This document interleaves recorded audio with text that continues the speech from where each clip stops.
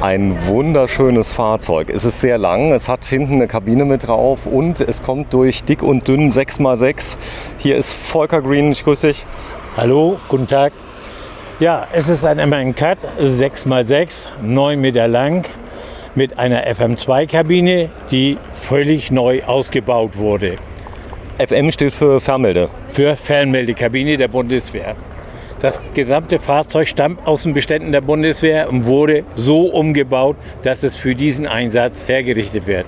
Es ist ein Kundenfahrzeug, der dort mit diesem Fahrzeug die Panamerika-Tour fahren möchte. So, die Simone sitzt da schon. Es gibt immer wieder was Neues, 6x6. Hinten ist die Stadiachse, die hintere?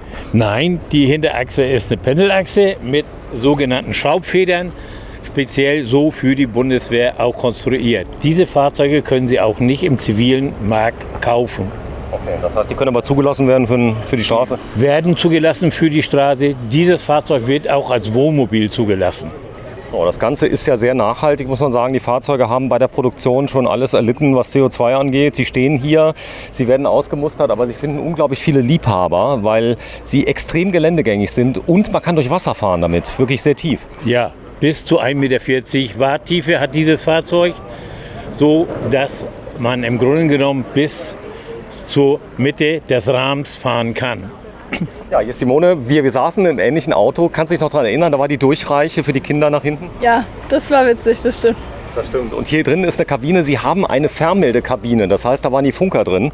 Jawohl. Damals haben sie umgebaut. Ich weiß noch gar nicht, was drin ist. Ist es luxuriös, schön? Es ist luxuriös und zweckmäßig vor allen Dingen. Ja, das heißt, es sieht aber von außen nicht aus, als wäre es teuer. Und das ist wichtig, je nachdem, welche Länder man fährt. Ja. Ist die Farbe sinnvoll heutzutage noch? Farbe ist Kundenwahl. Wenn der Kunde das für sinnvoll hält, kriegt dann machen grünes. wir das. Ja.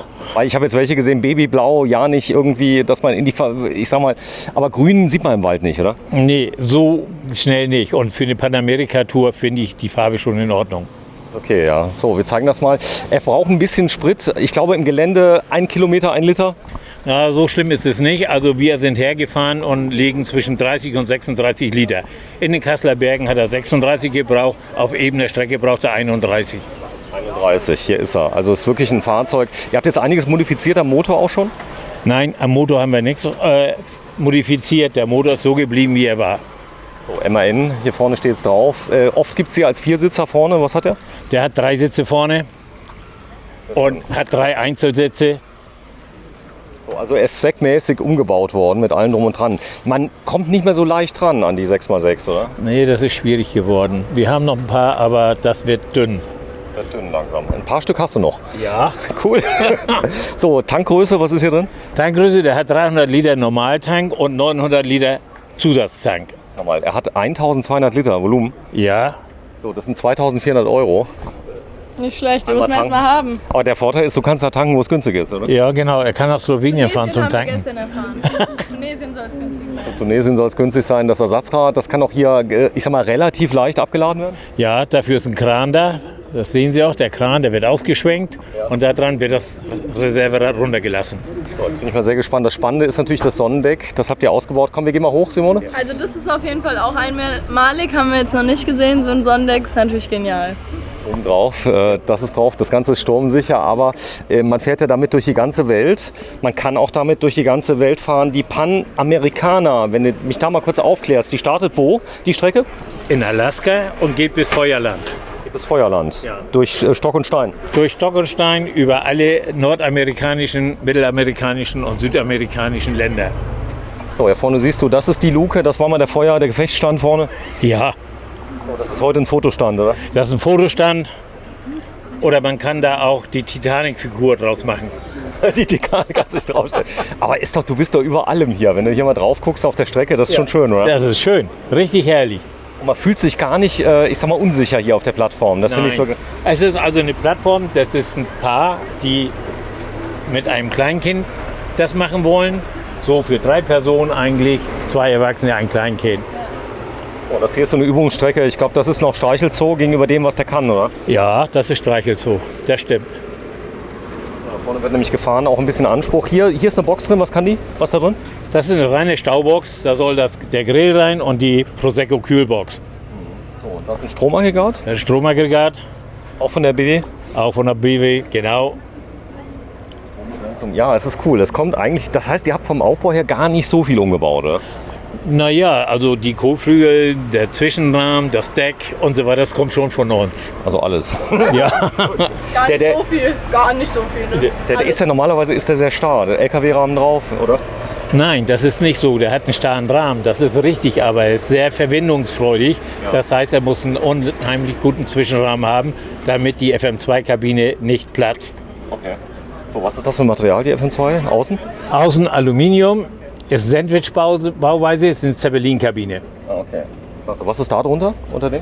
Das sind die ehemaligen Durchreichen für die Funker, da kamen die Kabel rein. So, hier vorne hast du Fenster eingebaut. Alle Fenster sind neu. Alle Fenster sind neu. So, top isoliert. Wir gehen mal rein. Jetzt bin ich mal sehr gespannt. Kleinkind plus eine Person. Nee, 2 Personen. 2 Personen plus ein Kleinkind. So, Erstmal ran. Ja. genau. So. Die Schuhe? Ist okay? So, ist okay. Wir haben gerade die Frage, wird bei dem Staub hier, ihr seid ja neben der Strecke, oder? Ja, also das ist hier auch so ein bisschen Hardcore. Das heißt, ihr habt Victron drin, ihr habt Lithium drin, Ja, die Schalter sind drin, alles ist weltreisetauglich. alles ist weltreisetauglich. So, ein richtiger Tedford, der ist aber, Schild mal wegnehmen. so, das wir da haben, das Schild ruhig mal wegnehmen, leg's mal hin. Das was haben. Der Boden? Der Boden ist Eiche von hier. Echte Eiche. Echte Eiche, wollte der Kunde so haben. Sowie der gesamte Ausbau ist mit dem Kunden so abgesprochen. Ist nicht der leichteste Ausbau, aber bei diesem Fahrzeug spielte das Gewicht auch keine Rolle. Was hat der jetzt? 12, 13 Tonnen? Der hat 18,2 Tonnen Voll. Leergewicht. Okay. Und jetzt, wie er hier steht? So wie er hier steht, 18,2 Tonnen, zuletzt Gesamtgewicht sind 28 Tonnen. Okay, das heißt also mit dem Aufbau sind es jetzt 18,2 Tonnen. Ja. Okay. So, hier oben, ja, das ist, finde ich auch interessant, der neue Tedford.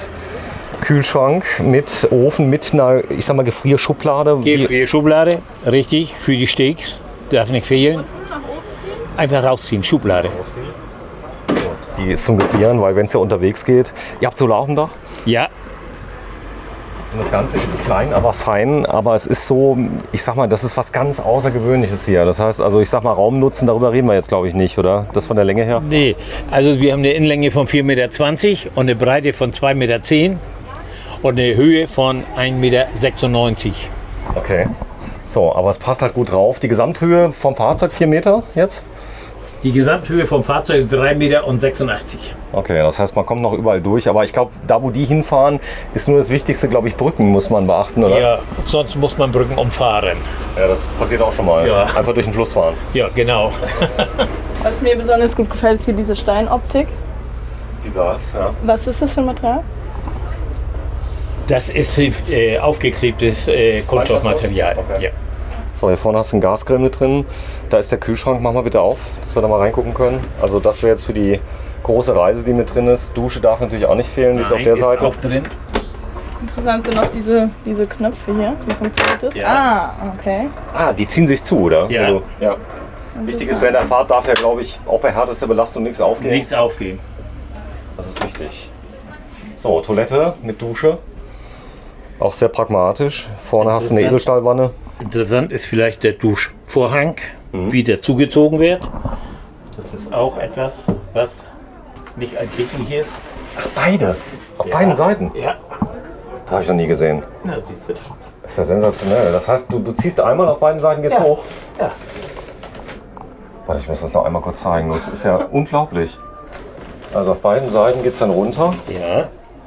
So sieht es dann aus. Kann bis unten hin hochgezogen werden. Das Material. Wer ist denn auf die Idee gekommen? Wart ihr das? Oder? Ja, unsere Konstrukteure. Die haben gesagt, okay, wir brauchen was Leichtes, was funktioniert. Das Wasservolumen, was habt ihr hier? Wir haben 200 Liter Frischwasser, Ja. 190 Liter Abwasser und 40 Liter Schwarzwasser. Das da ist. Das heißt, wir haben ja hier, ich sag mal, eine Toilette. Ist ja mit drin eine Trenntoilette was drin? Ja, ist eine Trenntoilette, ja. Okay, das heißt, die 40 Liter ist Pipi, oder? Ja. Okay. So, das Bett. Das Kleinkind schlägt wahrscheinlich bei den Eltern an, oder? Das Schleimschiff schlägt hier, wo der Tisch wird runtergeschoben und dann wird das hier als Bett gemacht. Und da schlafen die Eltern. Das Bett ist 2 Meter mal 1,60 Meter.